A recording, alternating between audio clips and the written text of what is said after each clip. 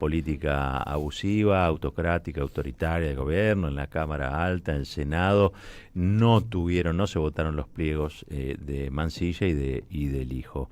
Seguía firmando cosas, entiendo, Mansilla hasta último momento ahí en la Corte, pero de todas estas cosas sabe la doctora Salvo, la escucho. Bueno, vamos a hablar justamente, y vamos a hacer una especie de itinerario de recapitulación de lo que sucedió a través del decreto 137 del año 2025, donde el presidente de la Nación, el titular del Poder Ejecutivo, designa en comisión y por decreto a 2 integrantes del Poder Judicial, el máximo tribunal, la Corte Suprema de Justicia.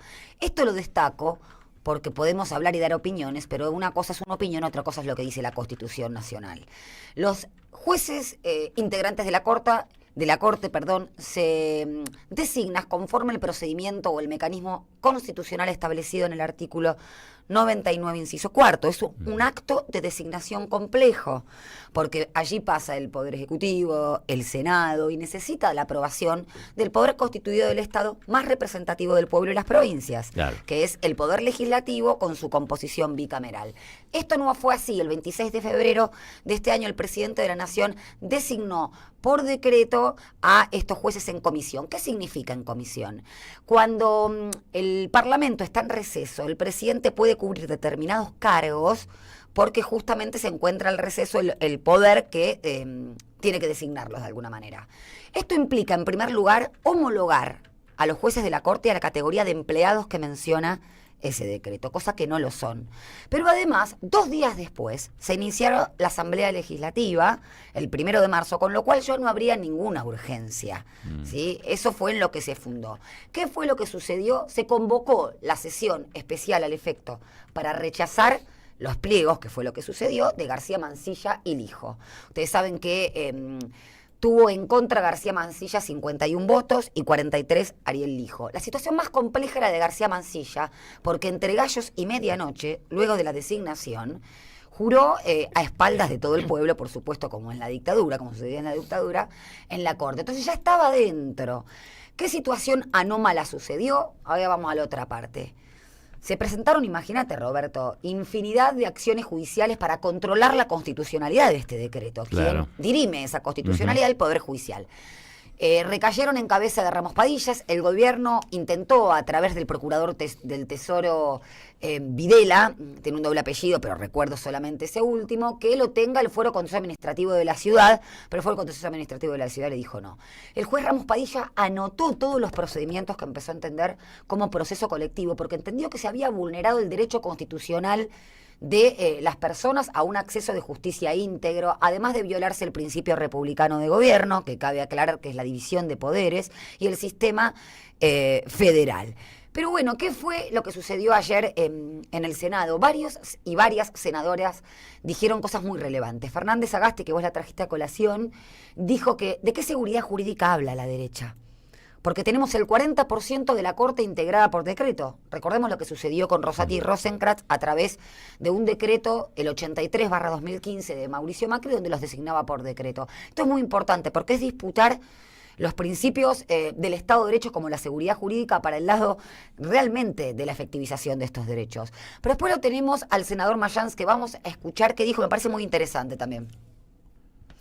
Ahora lo escuchamos. Pero básicamente me interesa destacar que él habló justamente de una violación constitucional, no sé si en estos términos, pero ¿cuál es el resultado de que un juez esté integrando la Corte contrario a lo que establece el mecanismo constitucional? No puede nombrar jueces por decreto, no puede.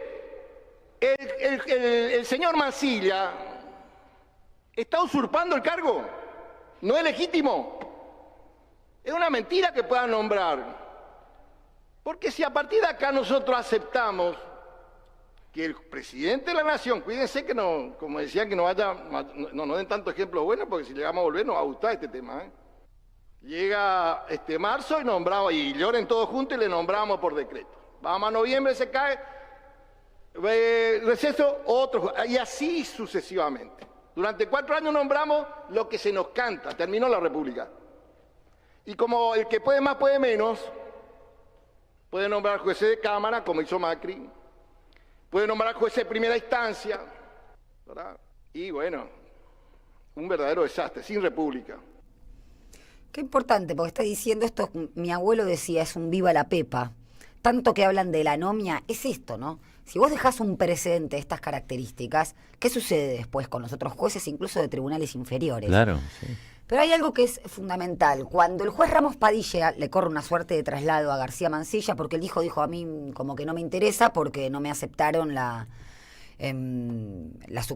licencia como juez federal, bueno, García Mansilla le dijo que él iba a quedarse igual. Porque él es juez de la Corte y el único mecanismo de remoción de un juez de la Corte no es que lo trate otro juez, sino a través del mecanismo de la remoción por juicio político. Ojo que no abran esa puerta, ¿eh? Entonces, esto es lo que ayer, mira, Roberto, estuvimos en una suerte de clase pública en la Facultad de Derecho y debatíamos esto entre abogados y abogadas. Esto es una facultad que nunca se pronunció en ninguna dictadura militar acerca de estas cosas que son realmente de gravedad institucional.